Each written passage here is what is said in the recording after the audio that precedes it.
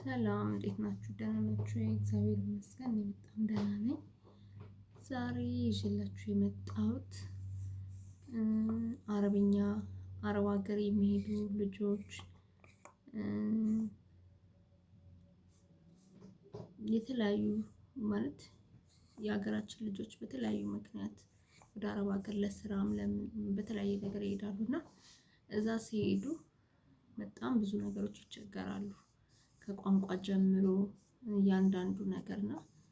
ካለኝ እውቀት አንፃር እኔም እዛው ነበርኩኝና በነበረኝ ጊዜ እያንዳንዱ ያው ከአንዱ ሀገር አንዱ ሀገር ትንሽ ቋንቋቸው ይለያያል። ቢሆንም ግን ጀስት ስለ አረቦቹ የሚሰማኝን ያየሁትን እንዴት አይነት ነገር እንደሚወዱ ምን እንደሚፈልጉ ለኛ ማለት እኛ ጥሩ ከሆነ እነሱም ጥሩ የማይሆንበት መንገድ እንደሌለ ስለዛ ምን ማድረግ እንዳለብን ከራሳችን እኔም ካለኝ ተሞክሮ አንፃር እነግራችኋለሁና በጣም አዳምጡኝ። አረብ ሀገር የምትሄዱ ልጆች የማትሄዱ ስክሮል አድርጉት።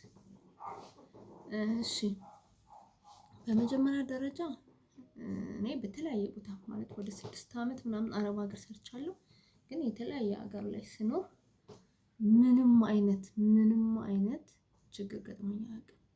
በቃ እግዚአብሔር ፈቅዶ መልካም ሰዎች ነበር የሚገጥሙኝና ግን ምን አይነት ነገር አለ? አሁን ለምሳሌ በኮንትራት ስትሄዱ ሰዎች የየራሳቸውን እንትን ያደርጋሉ። ምንድነው ስሙ? የየራሳቸውን ሀሳብ ጥፉ፣ እንደዚህ በሉ፣ ከአንድ ቦታ ወደ አንዱ ቦታ ሄዱ፣ እንደዚህ አድርጉ የሚሉ ሰዎች አሉና እነሱን መስማት የለባችሁም።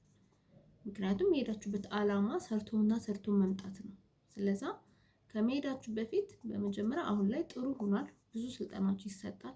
እዚህ ስልጠናዎቹ ወስዳችሁ መሄድ ካልሆነ ደግሞ ሄዳችሁ ደግሞ የምትሄዱበትን አላማ ለአይምሯችሁ አሳምናችሁት መሄድ አለባችሁ። ምክንያቱም ማንኛውም ሰው ሲሄድ አይደለም እዛ ሀገር እዚህ ሀገርም ስትኖሩ ሳንሰራ መኖር አንችልም።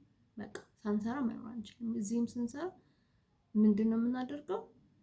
ዝቅ ብለን ለምን ጽዳት አይሆንም? ጽዳትም ከሆንሽ ጽዳት ነሽ። በቃ አይምሮሽን ጽዳት ነኝ ብለሽ ማሳመን አለብሽ። በደንብ ላለሽበት አላማ ለምትሰሪበት ስራ በደንብ መስራት አለብሽ።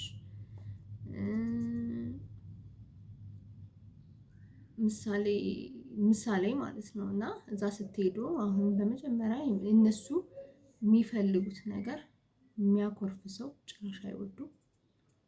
የሚያኮርፍ ሰው አኩራፊ አይወዱም። ምንም ነገር ቢናገሩሽ እሺ ብለሽ ዝም ብለሽ እሺ ብለሽ ፊትሽን እንትን ሳታደርጊ ነው እንድትመለሽ የሚፈልጉት። ማለት ያንን ስራ እንድትሰሪው ነው የሚፈልጉት። ስለዛ የሄድሽበትን ነገር ስራሽን በአግባቡ መስራት። ያልገባሽ ነገር ካለ አብሮሽ የሚሰሩት ሰራተኞች አብዛኞቹ ተንኮለኞች ናቸው። እነዚህ ፊሊፒኖች፣ ኢንዶኔሲያዎች የተለያዩ ሰዎች ይኖራሉ። ግን ቢኖሩ አብዛኞቹ እንትን ናቸው። ምንድነው ስሙ? አንቺን ማስጠቆር ነው እንጂ አንቺን ማትረፍ አይፈልጉም። ስለዛ አብዛኛውን ነገራችሁ ለራሳችሁ ሚስጥራችሁ ለራሳችሁ አድርጋችሁ ያልገባችሁን ነገር አልገባኝም ብላችሁ መጠየቅ። ቢያንስ ግን ከዚህ ስትሄዱ በተቻለ መጠን አትሊስት መግባቢያ ቋንቋና የእቃዎቹን አይነት ማወቅ አለባችሁ።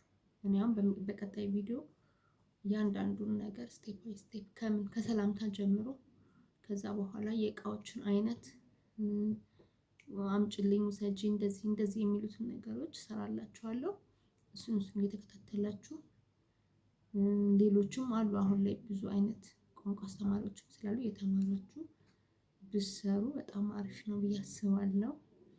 አመሰግናለሁ። ፎሎ ማድረግ እንዳይረሳ። ቴንኪው